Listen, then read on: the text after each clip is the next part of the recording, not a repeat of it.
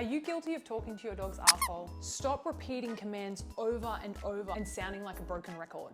If your dog didn't listen the first time, they're not going to listen the 10th time. If you keep repeating the command over and over and over again, basically sit is sit, sit, sit, sit, sit, sit, sit. Sit means sit.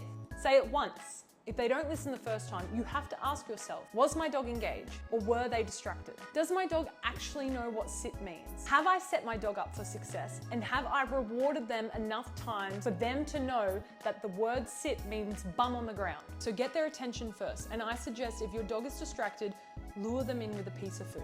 Reward the small sign of them engaging with you. The moment they check in with you, mark it with a yes and feed them. Stop making your training sessions long. Short focus sessions are way more effective than long, boring drills.